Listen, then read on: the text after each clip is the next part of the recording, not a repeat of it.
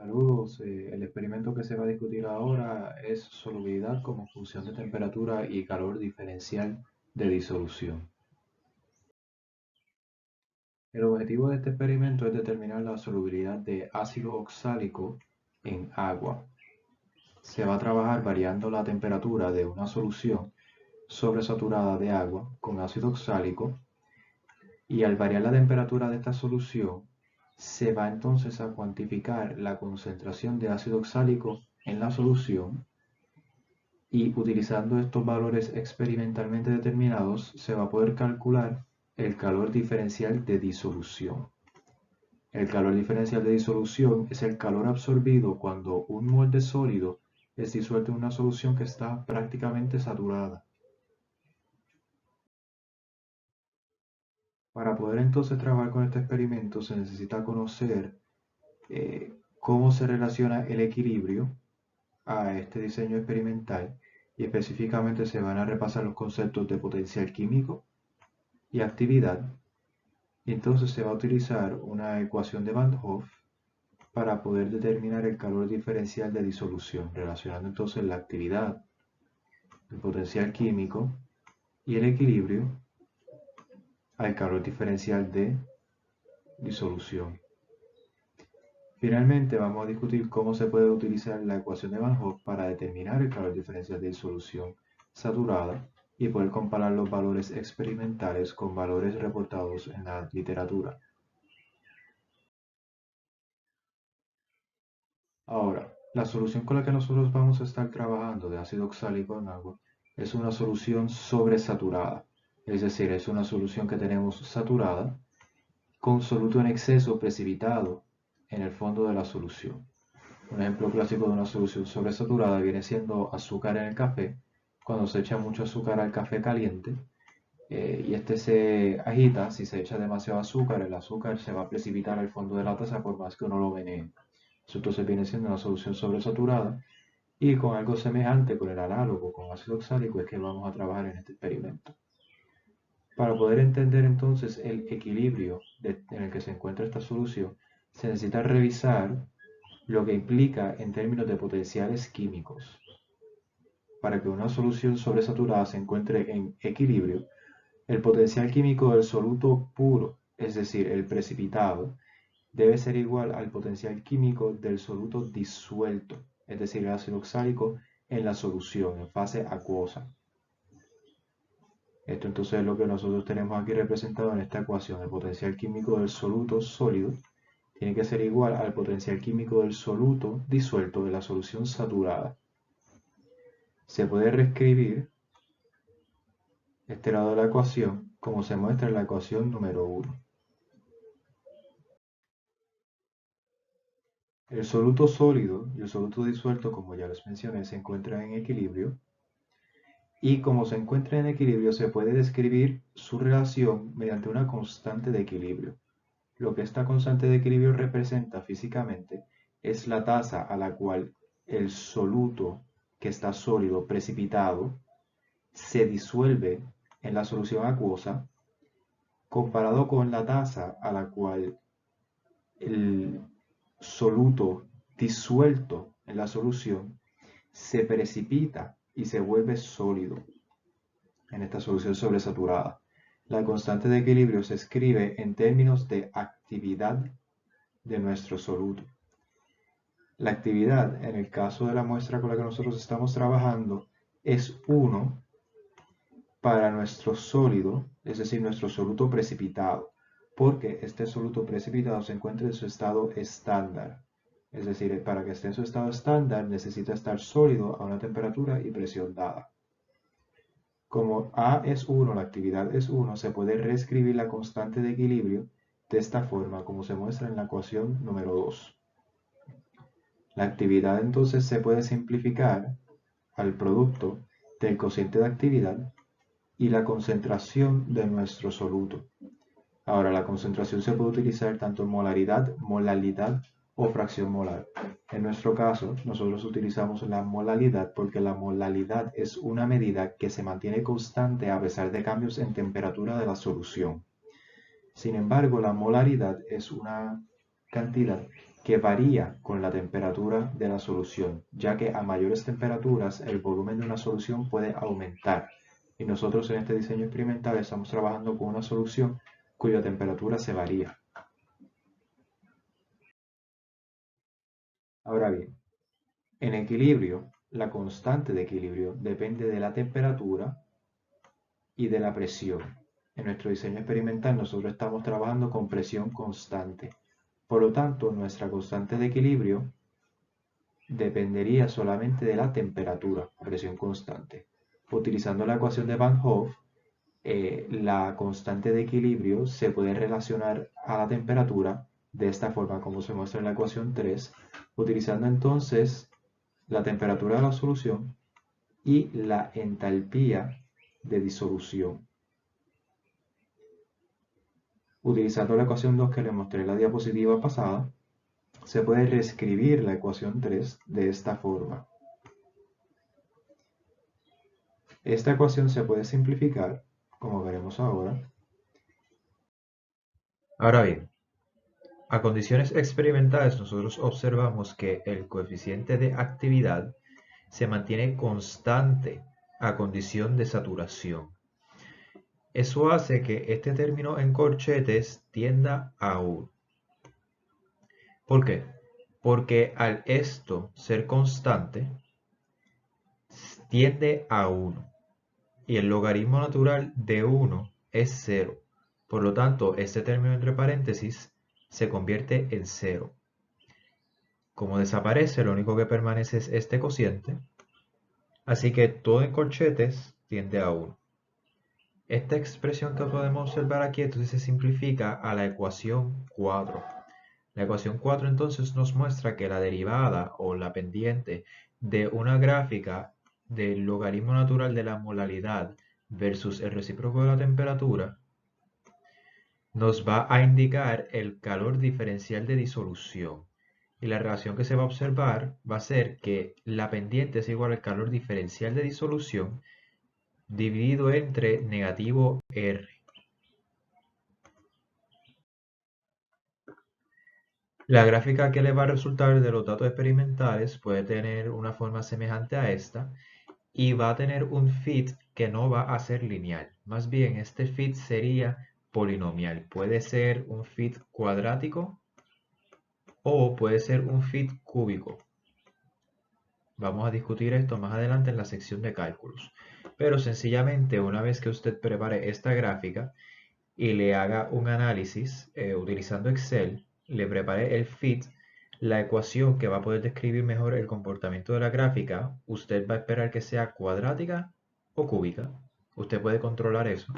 Y la derivada o la pendiente de esta gráfica a un punto o una temperatura dada va a estar relacionado a esta ecuación, donde la derivada en ese punto, si usted la resuelve, le va a proveer el calor diferencial de disolución a esa temperatura, cuando usted entonces despeja por el calor diferencial multiplicando por negativo R. Vamos a ver eso nuevamente más adelante, a mayor detalle.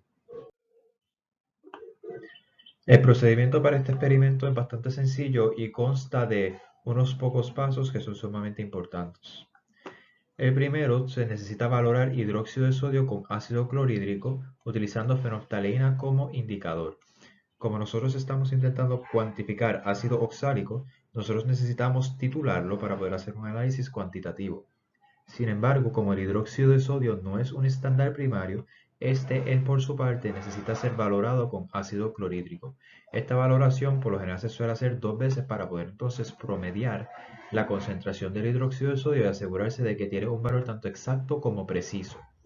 La titulación, a fin de cuentas, como está utilizando indicador de fenolftaleína, va a obtener en el punto de equilibrio un color rosa ligero. Luego de poder valorar su hidróxido de sodio, usted va a preparar la solución de ácido oxálico sobresaturada. Esta se prepara sencillamente añadiendo un exceso de cristales de ácido oxálico a agua pura caliente. Se deja enfriar la solución y así entonces usted genera su solución sobresaturada, donde va a tener ácido oxálico disuelto en el agua y también va a tener ácido oxálico precipitado al fondo de su tubo de ensayo. usted va a determinar la solubilidad de ácido oxálico a estas 4 temperaturas, 35, 25, 15 y 5 grados Celsius.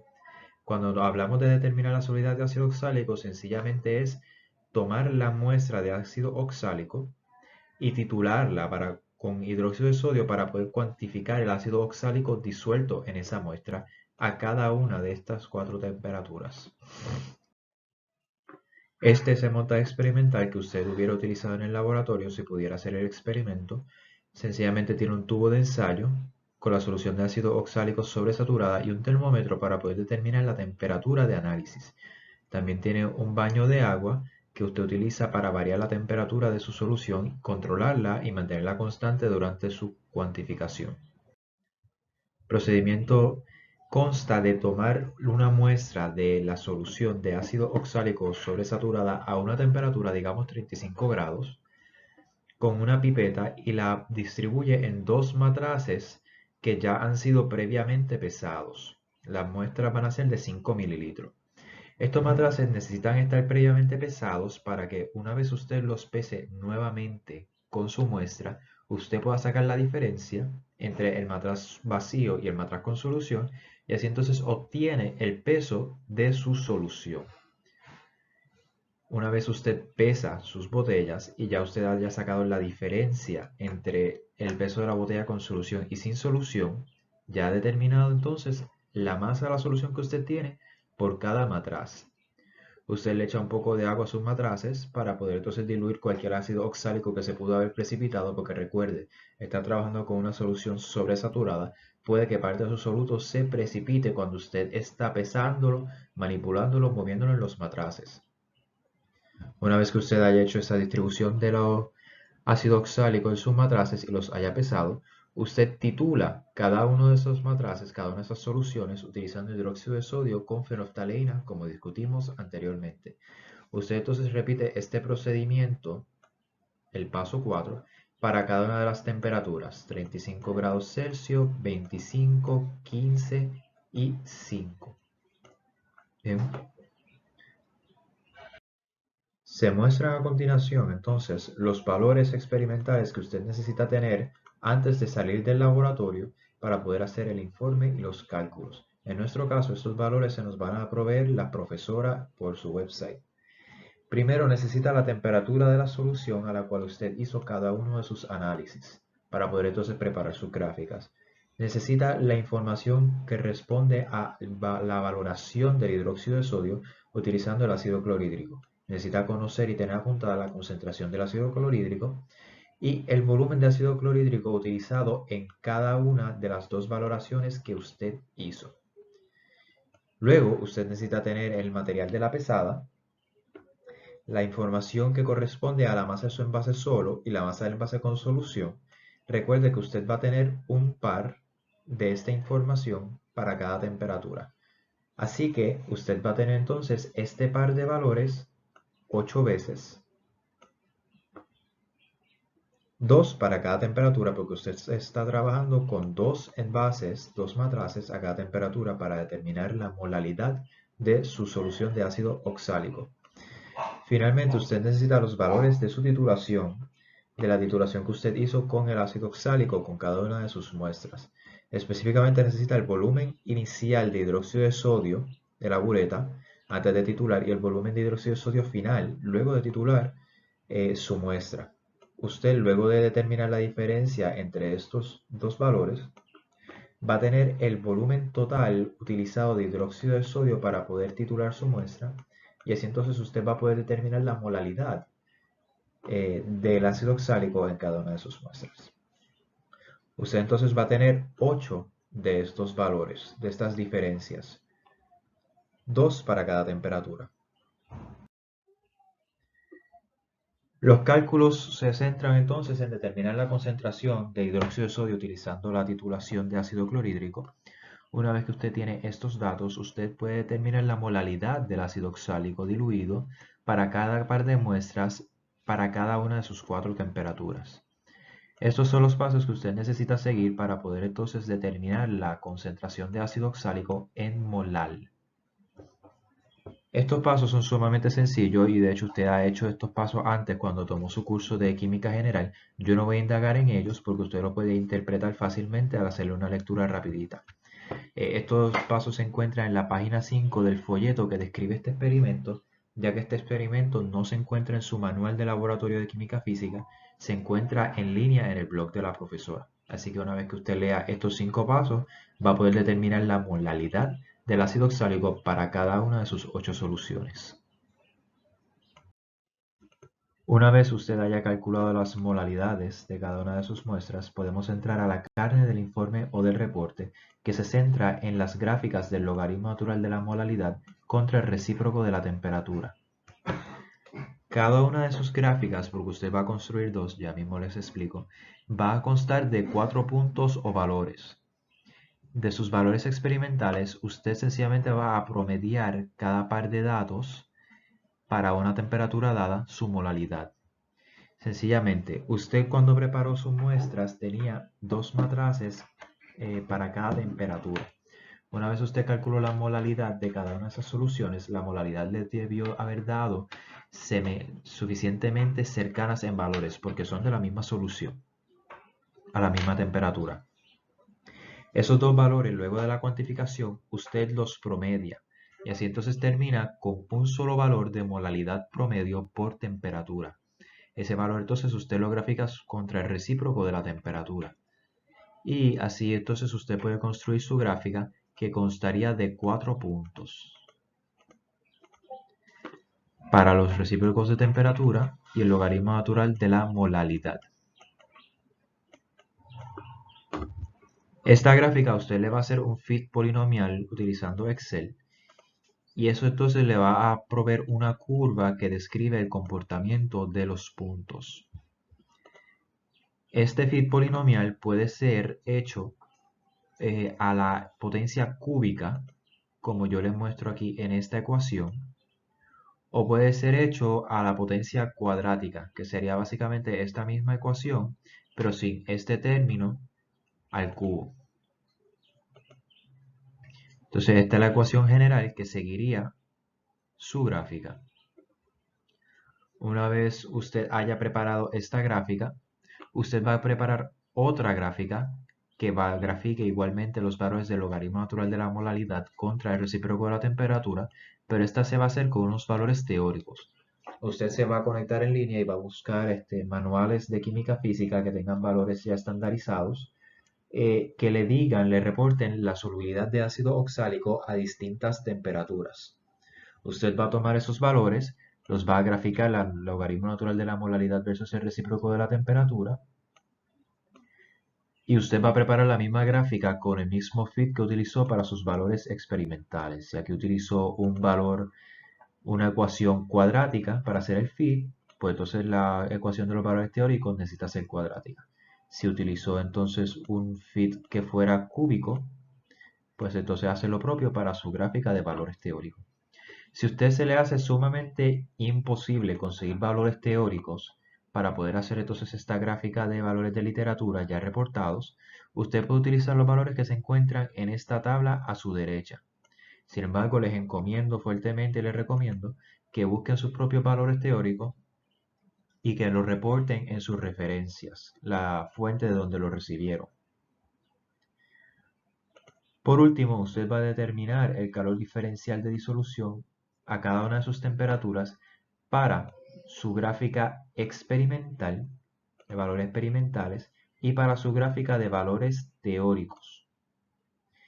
Sencillamente usted va a tomar la ecuación que describe el comportamiento de su gráfica, esta ecuación polinomial, usted le va a buscar la derivada con respecto al recíproco de la temperatura, y una vez que usted haga eso, usted va a terminar con una expresión que es equivalente a este término.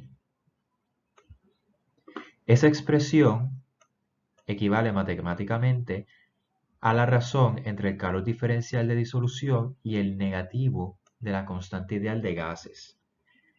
Para poder determinar su calor diferencial de disolución, usted sencillamente multiplica.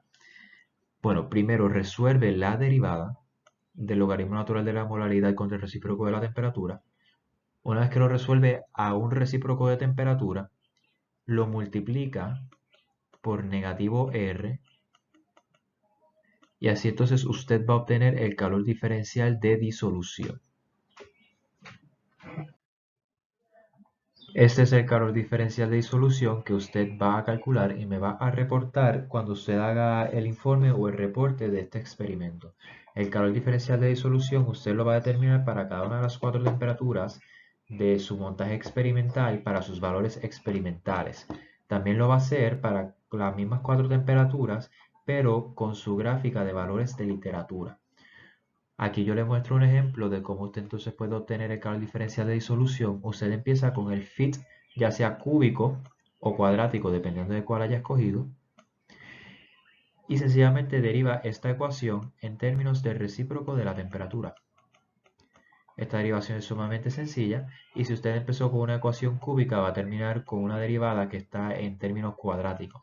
Si empieza con una ecuación que es cuadrática, va a terminar con una ecuación que la potencia mayor es 1, es una ecuación lineal.